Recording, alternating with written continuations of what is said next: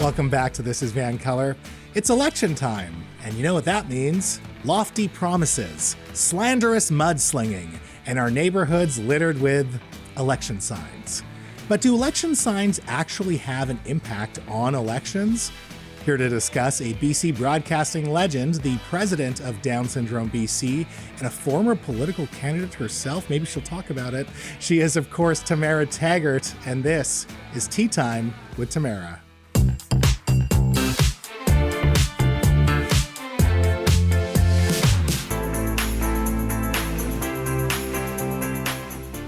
Hi, bestie. Hi. Nice to see you. It's good to see you. Are you so excited for all the election signs that are going to litter your neighborhood? They're everywhere already. I know. It's like they knew it was coming. It's kind of, I'm in Vancouver, so it's like I have both happening. Right, there's the by-election yeah. and now the federal election. So there are signs everywhere, a sign. Do you think it's too much? Do you think it's going to be sign overload? Well, it always is, depending on who the candidate is, right? It's all about how organized you are, how long you've been running, how many signs you have. If you're a brand new candidate, signs cost money. So that means you have to have some fundraising. That means you have to have some money in your account. And then you have to buy the signs, make the signs, get the signs put up. Right. So and if you're an incumbent, you already have all those signs from the last time, especially if you are a career politician, you've got warehouses full of signs. You have so many signs, the logo has changed. Yeah. So, so it really depends. So I think the signs that we'll see right away are usually the incumbent signs. Right. Yeah. I feel like I'm seeing that in my neighborhood, especially as well. I've noticed it too. Do you think signs actually play a role in terms of how people vote? Well, it's interesting because I remember when I ran, it seems like a lifetime ago. I got really worked up about how many signs I saw. I was like, wow, there's signs everywhere. I have no signs, not understanding how it all works and that they don't just appear out of thin air. Somebody said to me, and it's so true, signs don't vote. People vote. True. Right? So signs don't vote, but we see them when we're driving. We see them. So you have to think when you're driving, do you see signs and go, oh, well, this neighborhood must vote this way because it's all these signs. That's what I'm thinking. Is there a peer pressure thing? It doesn't work if your like neighbor that you like has a sign on their lawn? Well, you might go, oh my gosh, I had no idea they like that person. You know what I mean? Might be judgy. Right. I mean, I kind of do that sometimes, don't you? Like you drive by and you see like... Oh, I judge my neighbors all the time. It's not about signs, just everything else. But I mean, when things...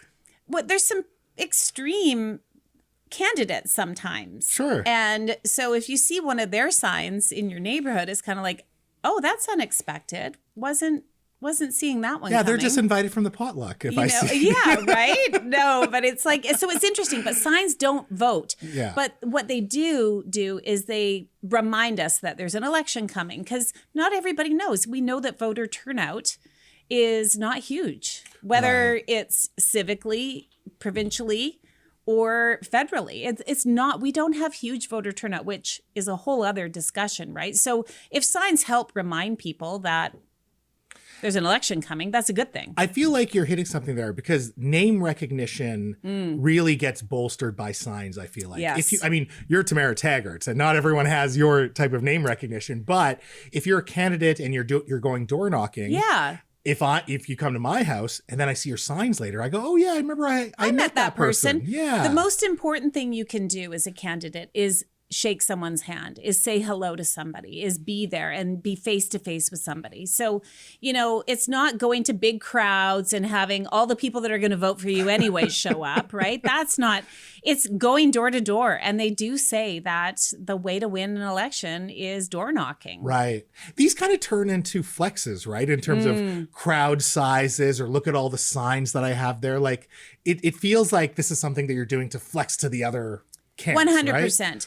And I mean, the other thing is, you're supposed to ask permission to put a sign on someone's lawn, right? Of course, so yeah. If you support a candidate, you would know, right? Like, I'm definitely going to phone their office, and you know how to do that, and you phone and say, I want a sign. Or if you had their sign before, they might phone you and say, hey, Mo, can we put up a sign again? I believe those are the rules. those are the rules. At least in the spirit of the rules. Yeah. And I mean, you shouldn't put someone's sign on your lawn. And I mean, I saw it when I was running too. I would see these signs everywhere and then I would go, wait a minute. And I knocked on every door because most people would not knock on that door if your sign wasn't on it, if the other person's sign was on it. But I would still knock and be like, oh, hey, I know you have that sign out there, but I was wondering, they're like, oh, I actually had no idea how that sign got there. And it's like, wait a minute, what? Well, there was because it never crossed my mind. And there were some controversies in Vancouver with the by-election that we're having, that ABC Vancouver just assumed that some of its past supporters would want a sign. Yes. And then some of the past supporters ended up saying, hey, actually take that down. Or they go, I guess it's there and I'm not allowed to ask for it to come down. Right. And the little ones, no problem. You could pop that off your lawn if you wanted to. I noticed that in my neighborhood. But the big ones, those are expensive. They're expensive to make. They're expensive to put up. And you can't take that down yourself. So you would have to call and get that taken down. You can't just take that down on your own. Yeah. Yeah. What is your advice to any candidate entering this race for the first time? This is their first foray in politics. You had quite the run. What would you say to them? I don't know if I have advice. I was just shocked at how. Don't. Don't. It's not too late to back out. You know what? I commend anybody who puts their name forward. Absolutely. I think that it is. We need good people in politics. We really do, and it can be really nasty out there. And I tend to, I take things personally sometimes, and I don't think you can take things personally when you're running as a candidate. And it's hard to do, right? But knock on doors. You just have to knock on doors. If your opponent has a very visible sign, is it good form to build your sign right in front of theirs? No, you can't do that. I don't see any rules saying you can't do that. If it's on someone's property, it can't be on public property. Oh, okay. So you wouldn't do that, right? Okay. And I think that would be bad form. And I think that, I don't think that would be a good idea. And you can't kick it down. You can't vandalize it. You can't do any of those things. If there's a sign on your lawn and you don't want it there, you can most definitely phone that party and say, I didn't ask for this sign. Can I please have it taken down? I need you to take it down. And they have to come and take it down. Tamara, you're a class act. Thank you for this discussion. I'm interested to see what both of our neighborhoods look like. Oh, yeah. Me too. Thanks so much. Folks, she's a legend. She's a force. She's Tamara Taggart. Now, after some business, can anything be learned about BC by spending a year away from BC? If it can, I know just the guy who can share those lessons. The CBC's Justin McElroy is up next.